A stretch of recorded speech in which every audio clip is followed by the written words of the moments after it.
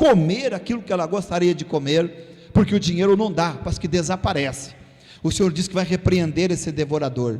E também, Senhor, uma outra palavra que o Senhor diz que essa pessoa, meu Pai, ela vai emprestar, ela não vai tomar emprestado, porque a bênção do Senhor, a janela dos céus aberta sobre a vida dela, ela vai prosperar em tudo que ela colocar as mãos. Então eu oro, Senhor, apresento diante do Senhor os dízimos e as ofertas dessa noite, Pai, em nome de Jesus, amém e amém. Amém?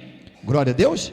Se você for dizimar ou ofertar, meu amado irmão, minha amada irmã, pode fazer em nome de Jesus, amém? Eu vou descer aqui para baixo, eu quero estar bem pertinho de vocês aqui, porque eu quero ver você ouvir a palavra e fazer uma pergunta para mim, amém?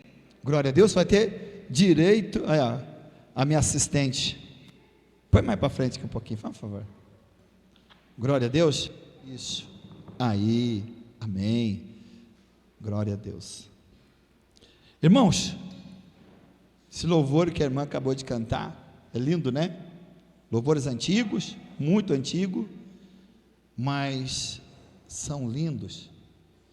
Jesus morreu por você, Jesus carregou uma cruz por você, Jesus se entregou para morrer por amor a você. Tudo que Jesus fez naquela cruz foi pensando em você. Nós éramos o alvo principal de Cristo, salvar você, te dar vida eterna. Já pensou nisso? O que é vida eterna? Daqui 1 bilhão de anos, você vai estar na presença de Deus sem choro, sem dor, sem nada, porque você venceu o mundo, por meio daquilo que Jesus fez. Ele te deu graça e força, né? E você venceu este mundo. Lógico que para vencer o mundo você vai depender de você, porque Deus nos criou também com uma coisa que chama livre-arbítrio, direito de escolha. Eu sou o que quero, eu creio, nasço de novo, não é verdade? Ou então simplesmente eu também não digo, não quero ser dessa forma. É livre. Só que a gente tem que entender uma coisa: cada dia que passa da nossa vida é um dia a menos, e a gente não sabe o amanhã. Por isso, aproveita o hoje, enquanto você está vivo, aproveita o hoje para entregar a tua vida. Pode entregar sem medo, né? Como ali o senhor Jurandir ali falou assim hoje aqui, estou bem melhor. Ele veio domingo no culto, e hoje chegou aqui e falou, estou bem melhor depois da oração. A irmã disse ali que o marido dela fumou quantos anos, irmã? 13 anos. Ele tem quantos? Pode falar quantos anos ele tem hoje? Quantos é que tem? E então fumou 43 anos, e depois que passou pelo batismo, que ele largou de fumar. Olha para você ver que benção. Então, Deus é tremendo, gente. Ele não mudou. Deus não mudou, Ele é o mesmo.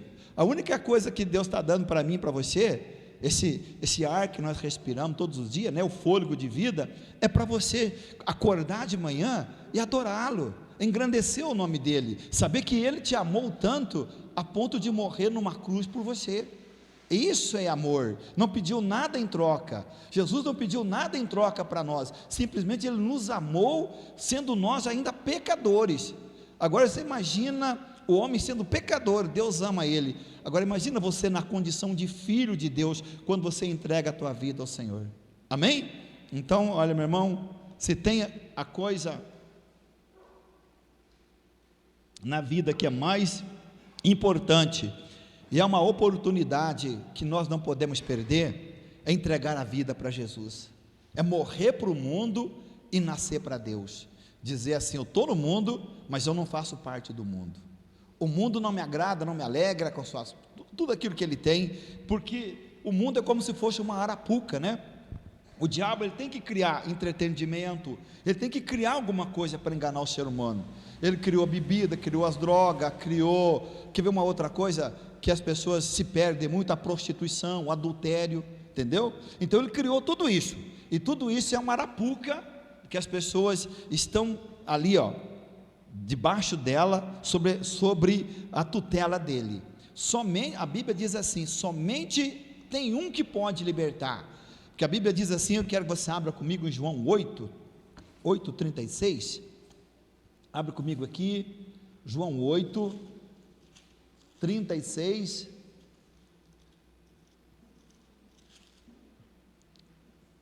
que diz assim: se pois o Filho vos libertar, verdadeiramente sereis livre. Amém? E depois fala: e conhecereis a verdade, e a verdade vos libertará. Irmãos, eu quero falar hoje a respeito de milagres, né? Como que ocorreram certos milagres dentro das Escrituras. Eu quero começar a falar para você, que está ali eu coloquei o título aqui: 3 tipos de cura: pela fé, pelo perdão e pela obediência. Pela fé, Marcos 10, 46, 52. Olha lá, vamos ver lá na televisão lá? Marcos 6, Marcos 10, né? Marcos 10, melhor dizendo, Marcos 10, 46. Olha lá o que está escrito lá. E vieram para Jericó, e saindo ele de Jericó com seus discípulos, e uma grande multidão, Bartimeu cego, filho de Timeu, estava sentado junto do caminho, mendigando. E ouvindo que era Jesus de Nazaré, começou a clamar e a dizer: Jesus, filho de Davi, tem misericórdia de mim. E muitos o repreendiam para que se calasse, mas ele clamava cada vez mais: Filho de Davi, tem misericórdia de mim. E Jesus, parando, disse que o chamassem, e chamando o cego, dizendo-lhe: tem bom ânimo, levanta-te, que ele te chama. E ele, lançando de si a sua capa, levantou-se e foi ter com Jesus. E Jesus, falando, disse-lhe: que queres que te faça? E o cego lhe disse: mestre, que eu tenha vista. E Jesus lhe disse: vai, a tua fé te salvou. E logo viu e seguiu Jesus pelo caminho. Veja bem uma coisa, eu disse que fé pela cura, aliás, cura pela fé. Bartimeu era um homem mendigo, sentado à beira do caminho, mendigando, esperando que alguém que passasse ali lhe desse uma esmola, para que ele pudesse sobreviver. Mas quando ele teve uma oportunidade, que ele viu que Jesus estava passando naquele local, e era a última vez que Jesus passaria naquele local, ele então, o que ele faz? Ele começa a clamar: Jesus, filho de Davi, tem misericórdia de mim. Mas aí ele foi repreendido pelas pessoas que disseram assim: rapaz, fica quieto, para de gritar, não incomoda o mestre. Mas ele não deu ouvido, sabe? Ele não deu ouvido àquilo que as pessoas falaram para ele, ele continuou clamando. E Jesus então, quando ele começou a clamar, a Bíblia diz uma coisa, Jesus falou assim: clama a mim, e eu te responderei, anunciar-te-ei coisas grandes e firmes que ainda não sabe. Clamar é mais do que fazer uma oração silenciosa, clamar é quase, foi o que Bartimeu estava fazendo, ele estava gritando naquela hora, ele não estava ali, ele não, simplesmente não deixou que as pessoas fizessem com que ele acomodasse com aquela situação. Se ele se acomoda, ele iria ficar cego para o resto da vida, mas ele não acomodou, ele continuou clamando: Jesus, filho de Davi, tem misericórdia de mim. Aí Jesus parou, e quando Jesus para, Jesus manda chamar Bartimeu, e ele vem, e Jesus lhe faz uma pergunta: o que queres que eu te faça? Ele diz assim: Senhor, eu quero ver, eu quero voltar a enxergar. E Jesus falou para ele o quê? Vai, a tua fé te curou. Por que foi a fé dele que curou? Porque ele teve insistência em persistir, em clamando, né? Ele não acomodou, porque o que vai destruir a vida de uma pessoa, qualquer problema que ela tiver na vida dela, é o comodismo, é quando ela se acomoda com o problema, ela passa a aceitar o problema, e ela então não faz mais nada, nem que diga: tem uma campanha de cura na igreja de 7 dias, não vou não, porque já acomodou. Mas o dia que você entender que você precisa clamar, chamar a atenção de Deus para a tua vida, você recebe o milagre que você quiser. Você quer ver uma outra coisa? Vamos comigo ali em Lucas 8:43. Olha ali, Lucas 8:43 ao 48. Vamos ler aqui. E uma mulher que tinha um fluxo de sangue havia 12 anos e gastara com os médicos todos os seus bens, e por nenhum puderam ser curados. Para aí para mim. Isso não acontece hoje com milhares de pessoas, irmão?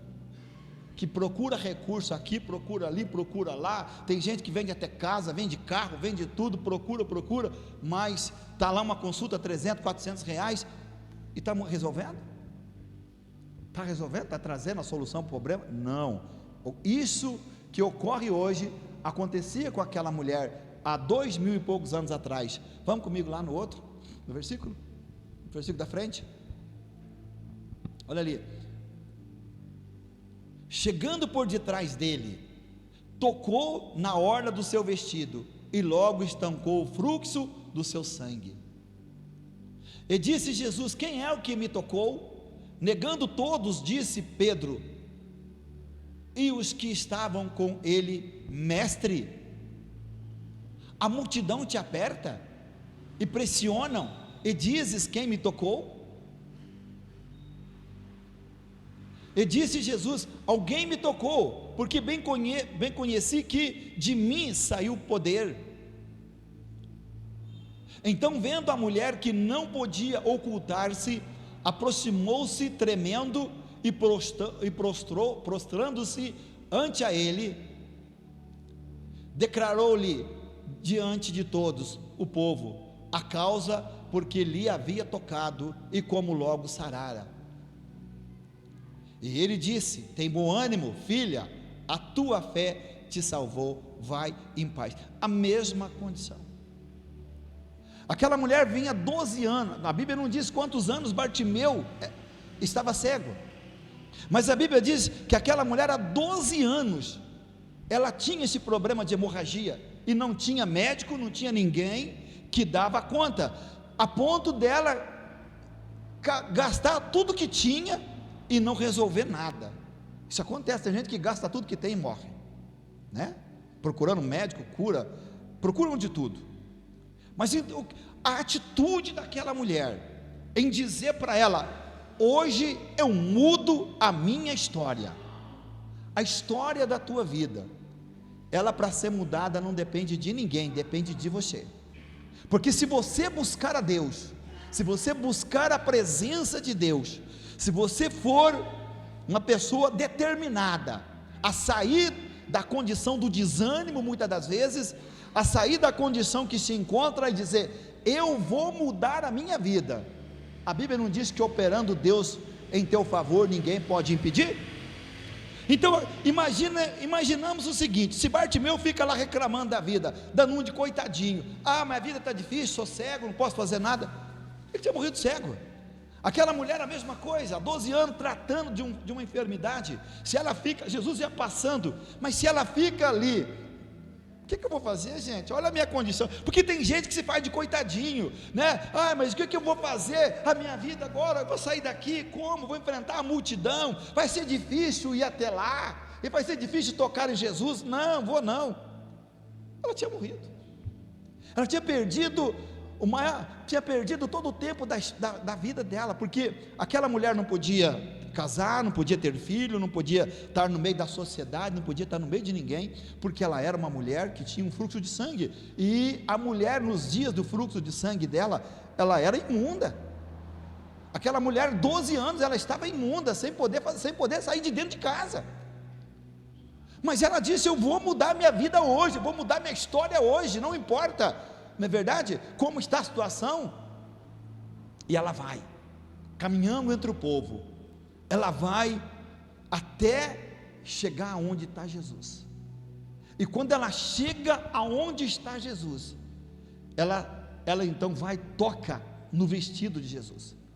E quando ela toca, olha uma coisa, quando ela toca em Jesus, não existe fé que não leve o homem ou a mulher a ter atitude. Dizer que eu tenho fé, mas eu me faço de vítima, de coitadinho, achar que Deus vai mudar a minha vida sem eu fazer nada, não acontece nada. É por isso que as pessoas enganam, não é verdade? Até às vezes decepcionam com Deus, porque ela quer que Deus faça tudo e ela não quer fazer nada, ela não quer nem sair da tranquilidade dela, né? Da casa, do conforto dela, para ir para a igreja para buscar Jesus. Então o que aconteceu com aquela mulher? O que mudou a vida dela? Jesus foi bem claro com ela, quando ela tocou, o milagre aconteceu, instantâneo, o milagre foi na hora que aconteceu. E aí acontece algo interessante. Olha, meu irmão, existe 8 bilhões de seres humanos. Deus sabe, conhece muito bem tua voz, conhece muito bem o teu clamor, quando você clama a Ele, no meio de todos esses acontecimentos aí, Deus sabe muito bem quem clama a Ele, como clama a Ele, e qual é a necessidade de cada um. Então aquela mulher, quando ela toca em Jesus, o que aconteceu? Pela fé? Olha a diferença, olha a diferença. O que Pedro disse? Senhor, tem uma multidão que te toca, não foi? Tem uma multidão que te toca aqui, Senhor, empurra para lá, empurra para cá, e nada acontecia. Por que o toque daquela mulher foi diferente, né? Por que aquela tocou, ela foi curada? Porque ela teve atitude, fé. Atitude é fé. Eu vou buscar o meu milagre, vou tomar posse da minha bênção, em nome de Jesus. Foi o que ela fez. Hoje eu mudo a minha história. E Jesus então, quando olha para lá e para cá, Pedro, né, diz: Senhor, todo mundo toca, aperta para lá e para cá. Jesus diz: não, o toque foi diferente, porque eu sei que de mim saiu poder. E aí a mulher levanta e diz: Senhor, foi eu que te toquei. E quando ela diz assim: foi eu que te toquei, o que diz o versículo, o último versículo que nós colocamos aí? Olha lá o que Jesus fala, o 48, olha lá o que aconteceu. E ele lhe disse: tem bom ânimo, filha, a tua fé te salvou, vai em paz. A tua fé, a atitude dela de sair do comodismo que ela estava e ir até onde estava Jesus, porque Jesus estava passando, ali. Aí dentro desse mesmo capítulo vem a história também vem a história da filha de Jairo, que Jesus ressuscitou, tudo no mesmo dia. Então, cura pela fé. Fé sem atitude de buscar a Deus não é fé. Porque o que o mundo diz aí fora, porque você ouve pessoas dizer assim: mas eu tenho uma fé muito grande. Mas o que essa fé proporciona na vida da pessoa? O que essa fé muda na vida dela, quando ela precisa de um milagre, ou ela precisa que Deus faça alguma coisa por ela? O que essa fé muda? Se essa fé não muda nada, então a pessoa não tem fé nenhuma, porque não existe fé sem obra. Amém? Olha aqui, então o primeiro tipo de fé que nós vemos é fé pela cura. Agora vamos ver um outro tipo de cura na Bíblia, por causa do perdão. Vou dizer uma coisa para você: uma das coisas que leva as pessoas, que vai levar as pessoas até para o inferno, vamos ser sinceros, é a falta de perdão. Porque a Bíblia diz, todo mundo conhece a oração do Pai Nosso, né? Quem não perdoa não recebe perdão. Vamos lá em Marcos 2, do 1 ao 12. Olha ali, os 4 amigos que levaram um paralítico até Jesus. Alguns dias depois, entrou outra vez em Cafarnaum, e soube-se que estava em casa. E logo se ajuntaram tantos, que nem ainda nos lugares junto à porta cabiam, e anunciava-lhes o que? Jesus, a palavra de Deus. E vieram ter com ele, conduzindo um paralítico trazido por 4. E não podendo aproximar dele por causa da multidão, descobriram o telhado onde estava, e fazendo um buraco, baixaram o leito em que jazia o paralítico. E Jesus, vendo a fé deles, disse ao paralítico: filho, perdoado estão os teus pecados. E estava ali assentados alguns dos escribas, que arrazoavam em seus corações, dizendo: por que diz este assim, blasfêmia? Quem tem poder para perdoar pecados, senão só Deus? E Jesus, conhecendo logo em seu espírito que assim arrazoavam entre si, lhes disse: por que arrazoais sobre essas coisas em vossos corações? Qual é mais fácil, dizer ao paralítico: estão perdoados os teus pecados, ou dizer-lhes: levanta-te, toma o teu leito e anda? Ora, para que saiba que o Filho do Homem tem na terra poder para perdoar pecado, disse ao paralítico: a ti te digo, levanta-te, toma o teu leito e vai para a tua casa. E levantou-se e, tomando logo o seu leito, saiu em presença de todos, de sorte que todos admiraram e glorificaram a Deus, dizendo: nunca tal vimos. O que foi a primeira coisa que Jesus tratou com aquele homem paralítico? A primeira coisa que Jesus falou para ele: filho, perdoado estão os teus pecados. Então existe uma série até de enfermidades que elas são ocorridas por causa de pecados.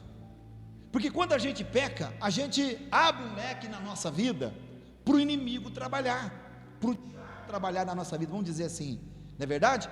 E quando você recebe perdão de Deus, você confessa teus pecados e recebe perdão, é como limpasse a tua casa, limpasse você por dentro, certo? Você então se torna, como a Bíblia diz, alvo como a neve, limpo.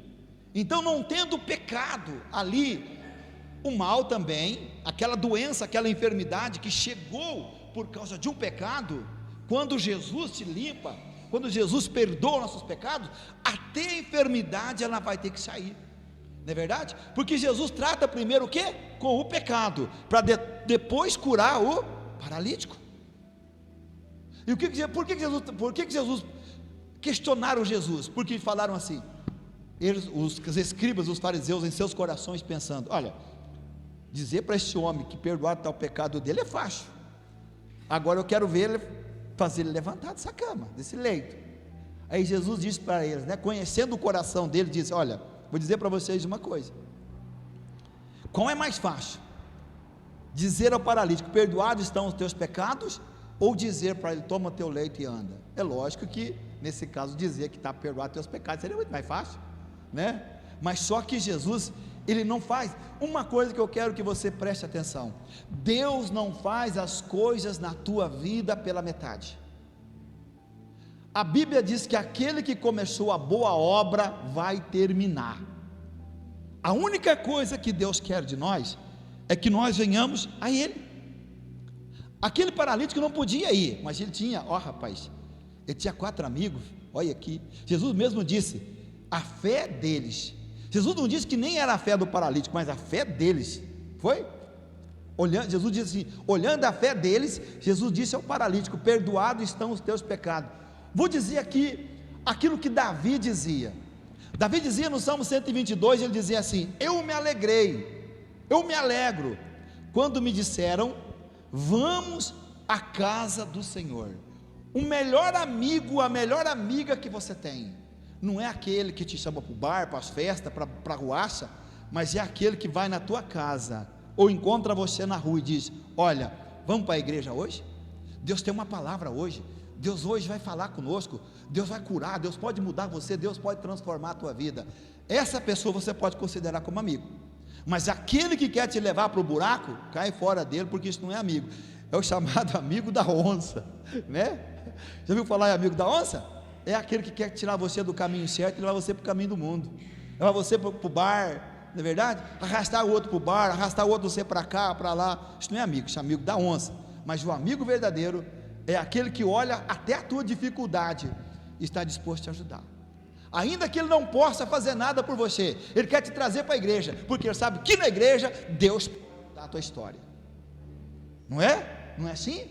Às vezes a gente não pode fazer as coisas para uma pessoa, tem coisa na nossa vida que vai estar fora do nosso alcance, mas você pode pegar ele pela mão, ou ela, assim: olha, eu conheço quem pode fazer. Deus pode mudar a tua história, Deus pode mudar a tua vida. traga ele para a igreja, não importa o problema dele, operando Deus, quem vai impedir? Não é verdade? Deus é o mesmo, não mudou. Então aquele homem, o que aconteceu com aquele homem? Deixa eu comigo aqui uma coisa, Isaías 59, 1 e 3, olha o que o pecado faz com o homem, olha o que o pecado faz com a pessoa, olha ali, Isaías 59, 1 ao 3, olha ali, eis que a mão do Senhor não está encolhida, para que não possa salvar, nem agravado o seu ouvido, para não poder ouvir. Agora presta atenção, mas as vossas iniquidades, os pecados, fazem separação entre vós e o vosso Deus, não acabei de ler, e os vossos pecados encobrem o seu rosto de vós, para que não vos ouça, porque as vossas mãos estão contaminadas de sangue, e os vossos dedos de iniquidade. Então veja bem uma coisa, o que a Bíblia está dizendo ali? Que a mão de Deus não está encolhida, ou seja, Deus não mudou. Mas o que está dizendo ali? Que os nossos pecados, as nossas iniquidades, põe lá de novo para mim, as nossas iniquidades, olha ali, presta atenção, versículo 2, mas as vossas iniquidades fazem separação entre vós e o vosso Deus, e os vossos pecados encobrem o seu rosto de vós, para que não vos ouça. Está vendo a situação? Aí, se a pessoa está nessa condição, ela não vai receber milagre nenhum da parte de Deus.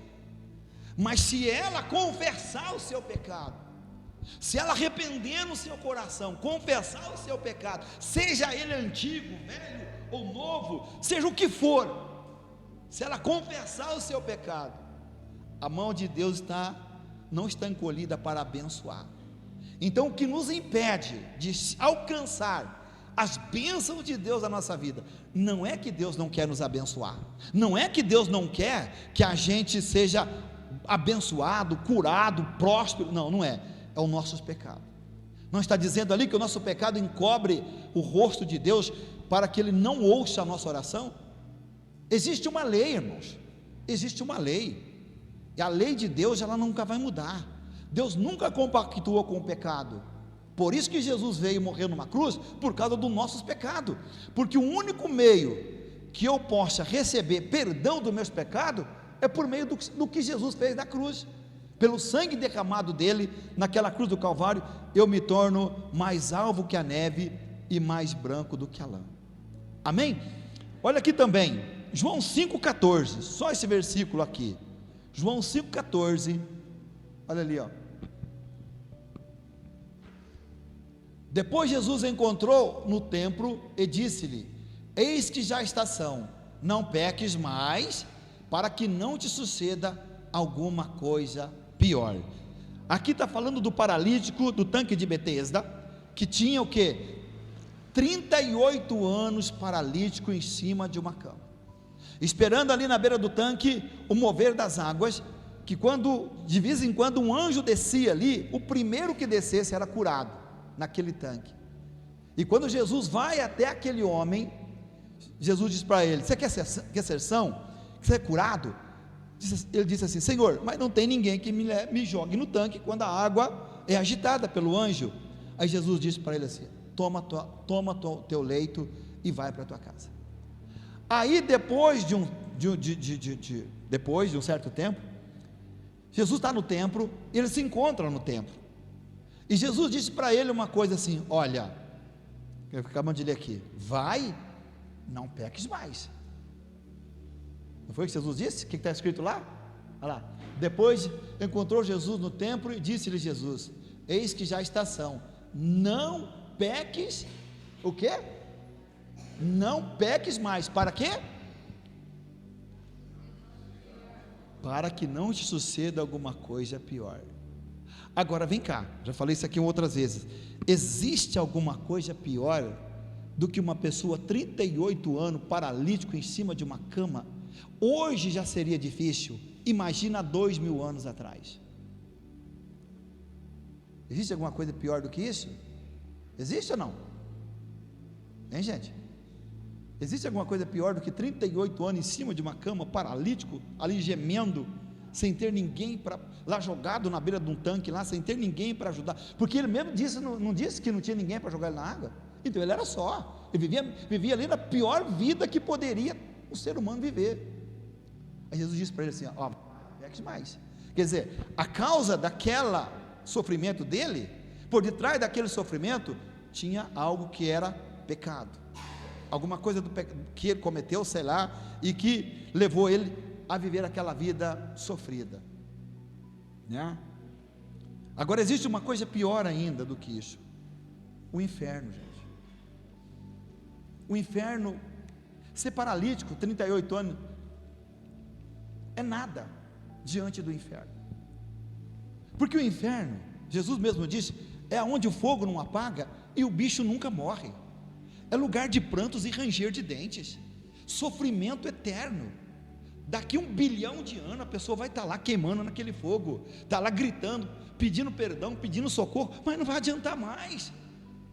Então veja bem a oportunidade que Deus nos concede por meio de Jesus Cristo, o perdão dos nossos pecados, ser lavado pelo sangue de Jesus, e em contrapartida a vida eterna. Morrer nós somos um dia mesmo, eu acho que não. Você acha que você vai ficar aqui para sempre? Você vai embora. Então não jogue fora a oportunidade que Deus nos dá de ter a salvação e a vida eterna, de morar no céu, de estar junto com Jesus, como ele disse ali em João 14:3, eu vou preparar lugar para que aonde eu estou, vocês estejam comigo. Olha que promessa, aonde eu estiver, vocês vão estar comigo. Agora o que é que vai levar o homem, o que é que vai afastar o homem dessa promessa? O pecado. Se nós praticar o pecado, se nós andar no pecado, se nós amar o pecado, logicamente que a Bíblia diz que o salário do pecado é a morte, e quando fala em morte, está falando do quê? Separação de Deus. Deus no céu, e o sujeito no inferno, eternamente, né? É o salário do pecado. Então, Jesus alerta bem ele, olha, pior do que você passou 38 anos em cima de uma cama, pior é você morrer para o inferno. Então, não peques mais, cuidado com o pecado, não peques mais. Agora vamos ver uma outra cura pela obediência. Vamos lá comigo, em 2 Reis 5, 10 ao 14, 2 Reis,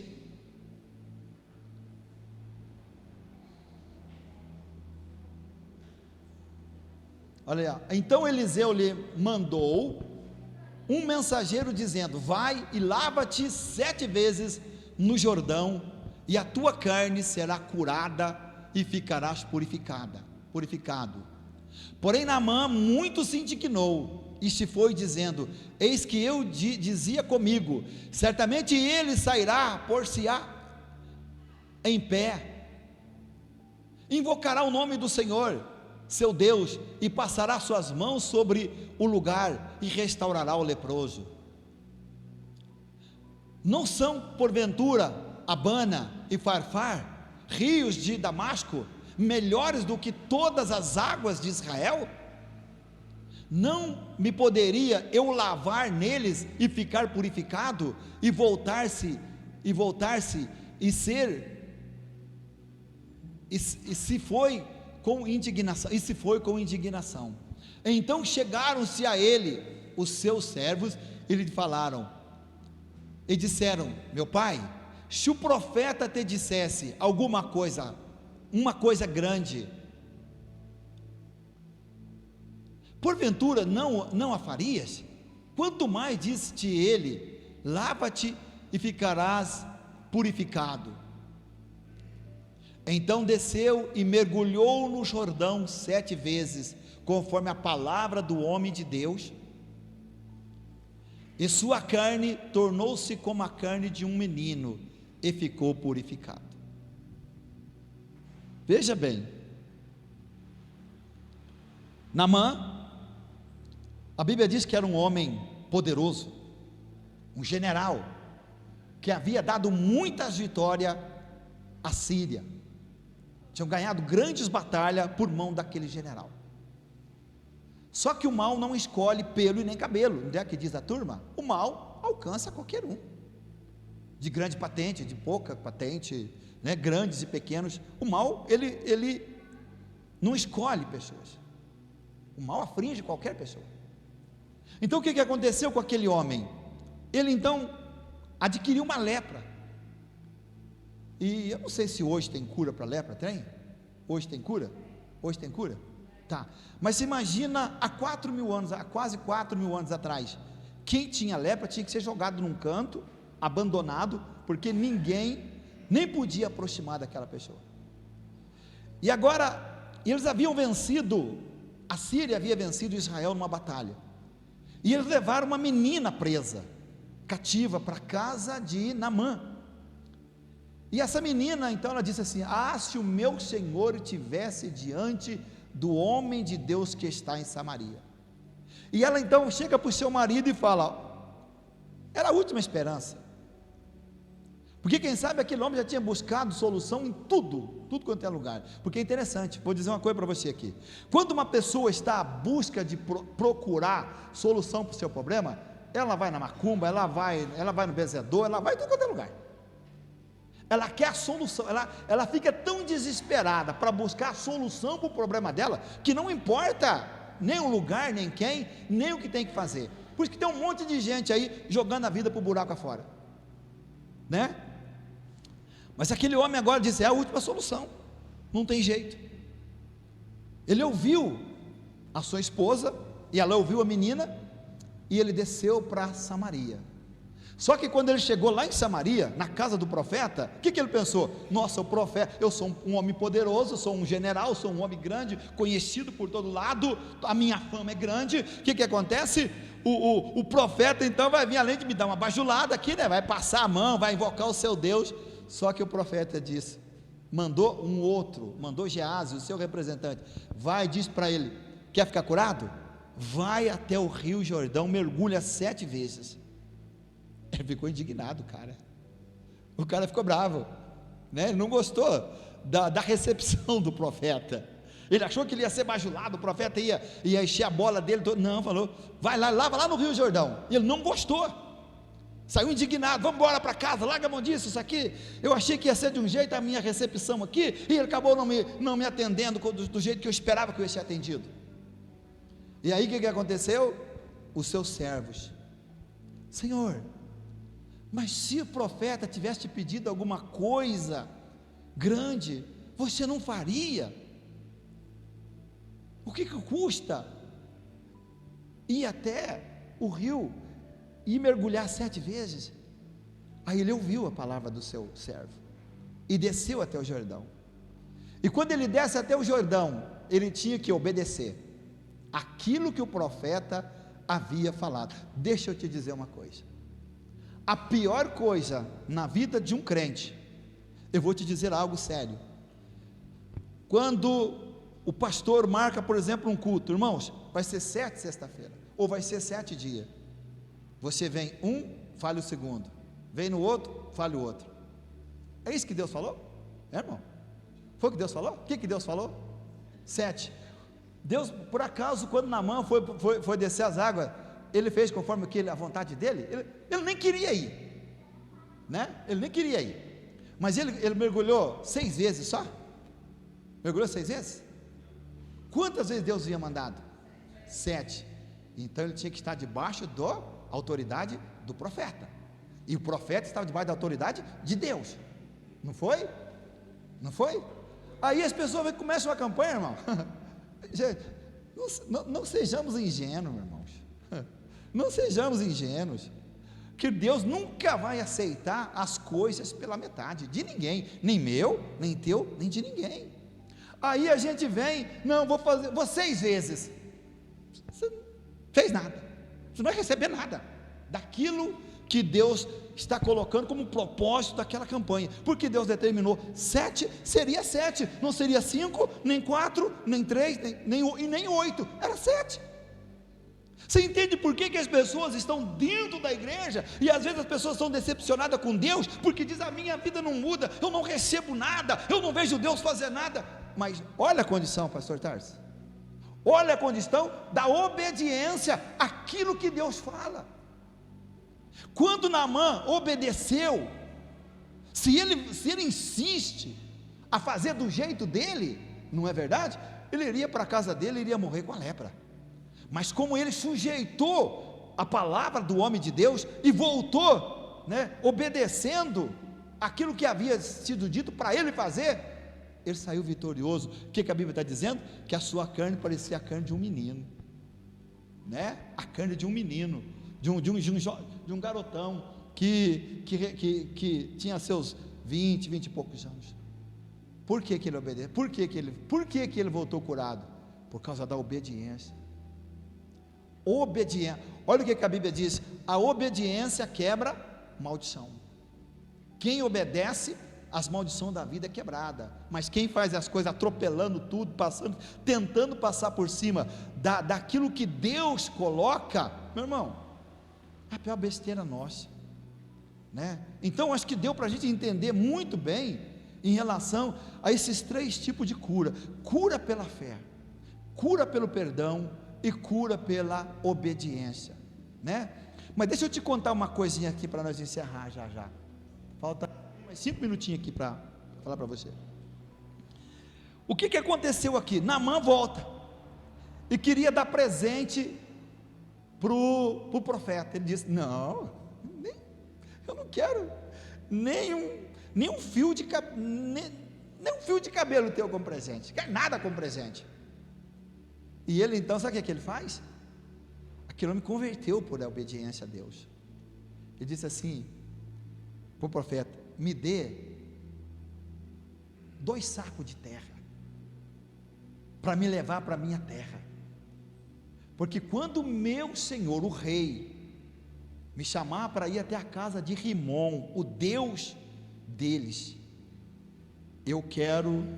eu não posso dizer que não, mas eu quero estar dobrado o meu joelho, pisando em cima da terra de Israel, porque foi aqui que Deus transformou minha vida. Você entendeu isso? Mas aí tem sempre um doidinho no meio, não tem? O profeta não quis nada, não quis roupa, não quis dinheiro, não quis nada, mas Geazi pega e sai escondido do profeta, corre atrás de Naamã, diz: o meu senhor mudou de ideia lá, ele vai aceitar as mudas de roupa, os talentos aí, essas coisas, e ele trouxe nas costas aqui. Quando ele chega, Geazi, até o profeta diz: Geazi, aonde você foi? Ele diz: eu não fui nem aqui nem ali. Mas ele fala assim: o meu coração não foi contigo, Geazi, por causa da tua desobediência, a lepra que estava em Naamã passou para você. Já pensou nisso? Irmão, a obediência em tudo na vida só te traz vantagem. O desobediente só sofre. Veja um crente desobediente, ele só leva pancada, ele só sofre, porque o diabo sempre vai estar armando uma armadilha para ele. Agora, olha o crente fiel, aquele que busca a Deus, comprometido com Deus, fiel a Deus, só vai crescer na graça, no conhecimento, na sabedoria, e vive feliz cada dia, esperando a volta de Jesus. Esperando a volta de Jesus. Ou então, se a gente partir, a gente já sabe para onde vai. Amém? Alguma pergunta, irmãos, sobre esses 3 temas que eu coloquei aqui de cura? Alguém tem uma pergunta? Você sabe que eu gosto, rapaz, quando chega quarta-feira esse culto aqui de baixo? Eu gosto. Amém? Ninguém quer perguntar nada?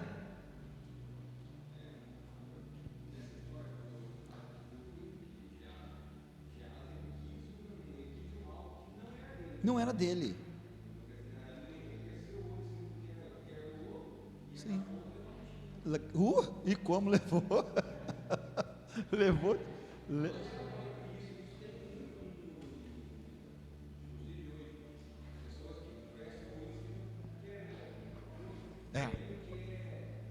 O profeta não quis aceitar o presente. Por que ele não quis aceitar o presente? Porque depois, quem deu o presente poderia falar, né? Não, eu paguei, eu paguei. Mas só que ele falou, não. Só que Geazi, além de ele fazer alguma coisa errada, ele foi em nome do profeta, e o profeta não tinha mandado ele mentiu. É por isso, olha aqui, irmãos, é por isso que a Bíblia diz que o pai da mentira é o diabo, e nenhum mentiroso vai entrar no céu, nenhum mentiroso, porque a mentira não tem nada a ver com Deus. O pai da mentira é o diabo, certo? Amém? Alguém mais quer perguntar alguma coisa?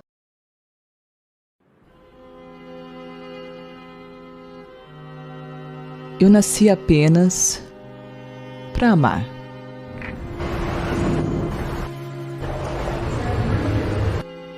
E acredito que todo ser humano, um a um,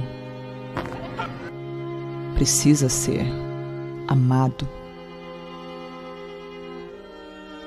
Não importa a cor, o modo de vida que vive, ou o nível financeiro que tem.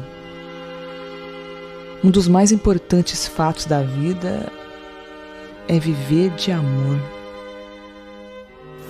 É ter um abrigo que alivia a sua alma, que desprende as pessoas da tristeza e da solidão. Um lugar que realmente ama e se importa com o que cada um sente.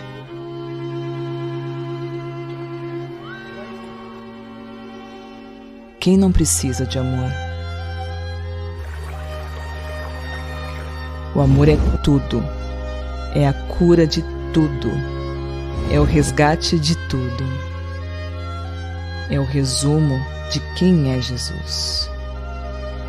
E foi para isso que eu nasci, apenas para amar.